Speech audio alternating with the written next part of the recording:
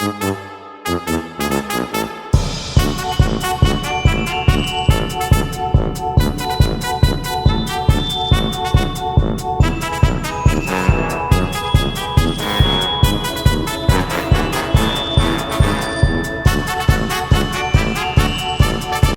kids, it's time for the Bozoakley Flat Earth Clown Show! Yay! Him and his idiotic gang of misfit screw-ups is going to screw up science and teach you the top 3 biggest flat earth bull crap. So let's get the show started. That's the end of any assertion that we've got sphere edge horizons and Earth curvature. Earth is obviously and observably and measurably flat. Are you stupid or something? Well, if you wanted a silver bullet, there it is. Destroying any notion of the reification of a... It seems so preposterous to say this, but a sphere Earth. Having people hanging off it antipodal, being Earth curvature, the horizon being an edge that you can see from high altitude, all that nonsense, all dead. The black swan, all of it. It's your silver bullet. If you wanted one prior to now, that's it. If you didn't recognise it before now, I'm telling you, this is that silver bullet. It's number 1 on our top 3.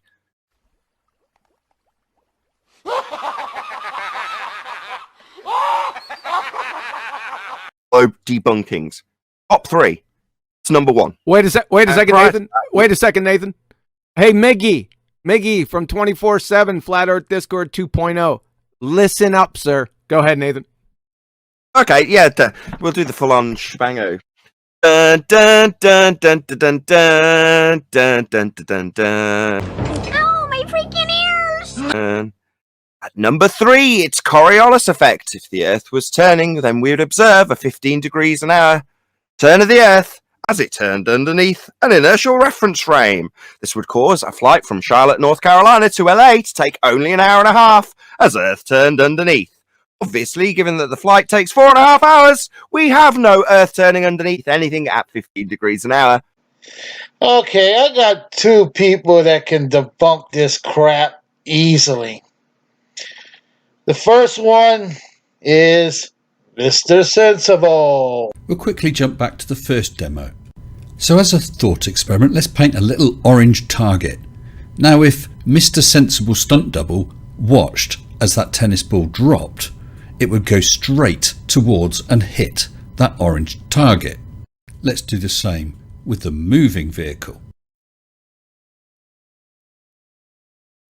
There we go, we'll put the box directly under where he lets go of the tennis ball, and as we can quite easily see, that tennis ball is going nowhere near the target. Now if Mr. Stunt Sensible had looked and watched that ball, he would see that he let go of it over the orange box, but for some reason it veered off course. That's because it maintained its own momentum, which was 40 miles an hour in our example, faster than the speed of the road and the Earth. So we can now see that differences in speed of a ballistic object make a difference. It can affect the apparent path it takes. The second one is from a channel called The Birdman. He's a gamer, but he also does a series called Everything Wrong with CinemaSins. And in this video, he does an excellent job proving the conservation of momentum, which is very well much a part of the Coriolis effect, I think. So, yeah, if you want to check out his channel, I will leave a link in the description.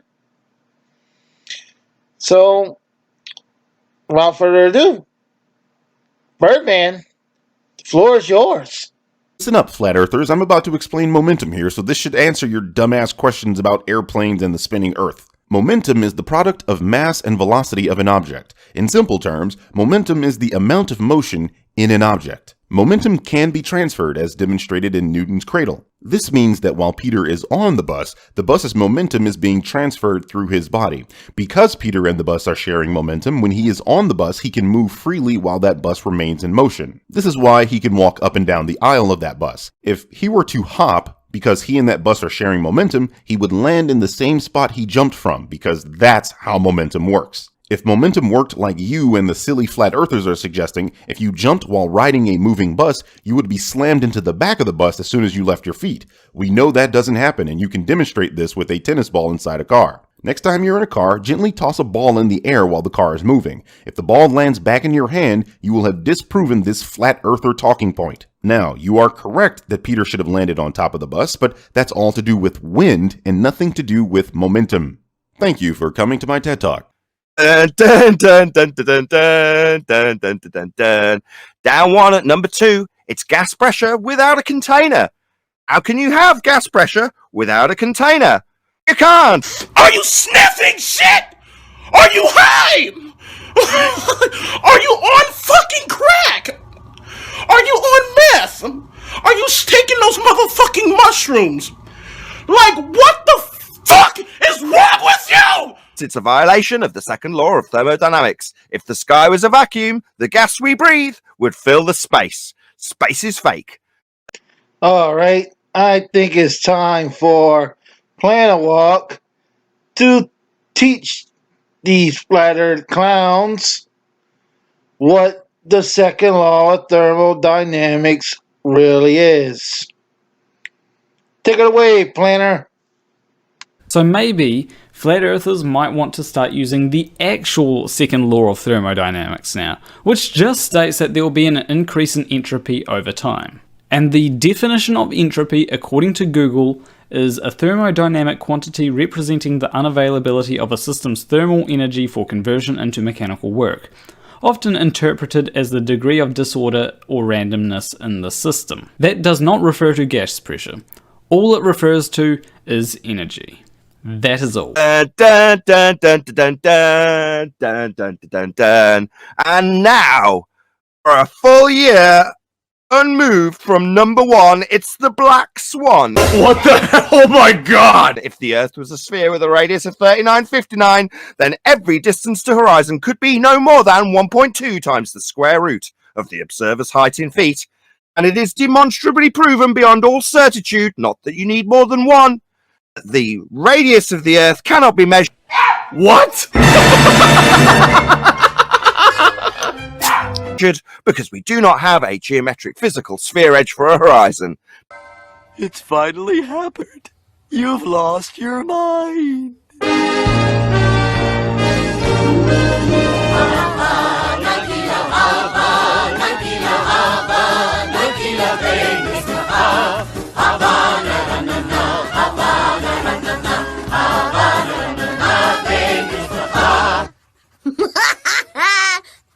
This clip is from a YouTube channel called Blueprint, and he really wrecks the Black Swan.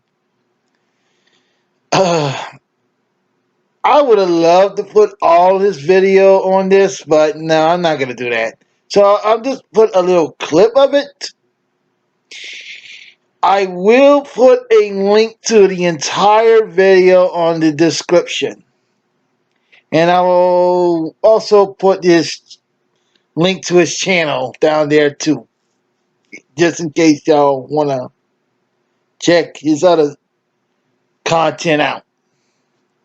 So, Blueprint, it's yours. At Flat Earther. Lazy.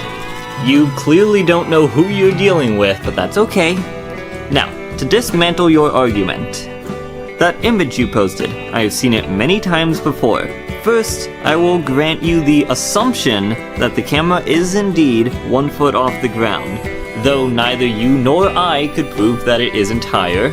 If so, we will also know that the horizon distance in miles is the square root of 2 times the height in feet, which actually works out to be 1.4 miles, but whatever. I will also grant you the assumption that the rigs are at the specified distance.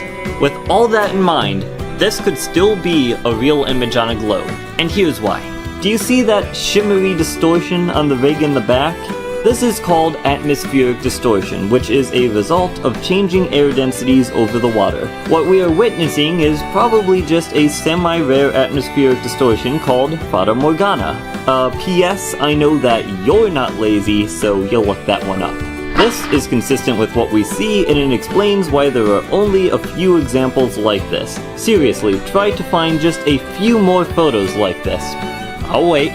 Also, I would guess that at least tens of feet of the rig's legs are hidden over the horizon. I mean, the rigs are like hundreds of feet tall.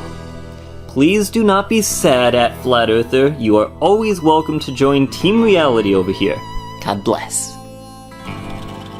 Our top 3 for the top 3 globe debunkings. And that's why it's a silver bullet, because it's all well and good saying, right, you've now got pictures from space. Space is fake. You know, if the sky was a vacuum, we wouldn't have any gas. It's nonsense. We need something for it to press upon. Now, I don't know what that is, but I know we must have something for it to press upon for us to have gas pressure. Therefore, any claim that you've got pictures from space is fake. Oh, wait, you serious? Let me laugh even harder. Was the former number 1 because it's so strong. All of their claims are utilizing this fake medium to propose this whole narrative about Star Wars, basically. We don't have it. Space isn't a vacuum for them to travel to the lights in the sky. That doesn't debunk the essence of the heliocentric model from where we stand and where it's reified from. And that's that the ground beneath your feet falls away from you at 8 inches per mile squared. That gives it physical geometric limitations. 1.2 times the square root of the observer's height in feet is where that horizon must be if it's a hill getting in the way. That's what they say it is. It's a hill getting in the way. Amazing. Every word of what you just said was wrong.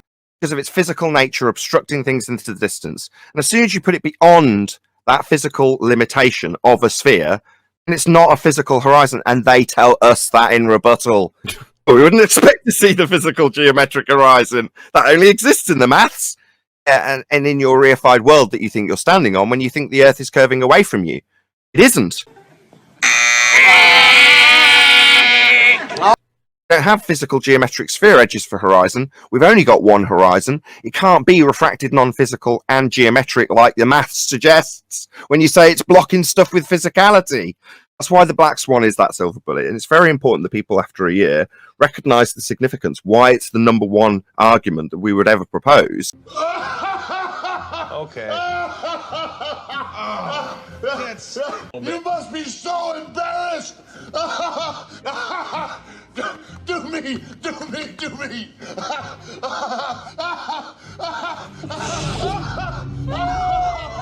I have never felt such shame.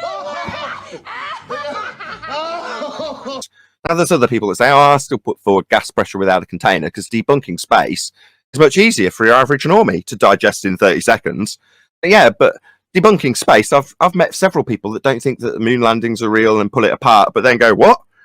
Oh, of course we're still on a sphere in a sky vacuum. And you could use it to your advantage with those people. What a dumbass. And at the end of that argument, they'd still think they were on a sphere. Because you've not debunked the essence of it. And the essence is that we've got a physical horizon that's blocking stuff into the distance. And that's Earth curve from the ground. From the sky, well, we've debunked from the sky. Space is fake. Can't have gas pressure without a container. Last but by no means least on the top 3, they claim we're spinning. Well, we'd notice there'd be Coriolis effect. Then they say that there is Coriolis effect. Well, we'd notice and there isn't.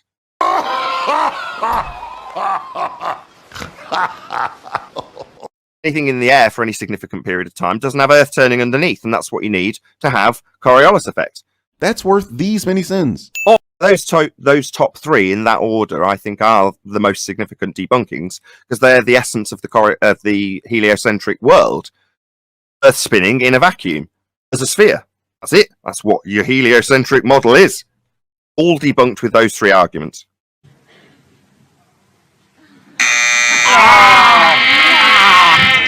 You stupid moron! All I gotta say is, Darth Vader, take us out.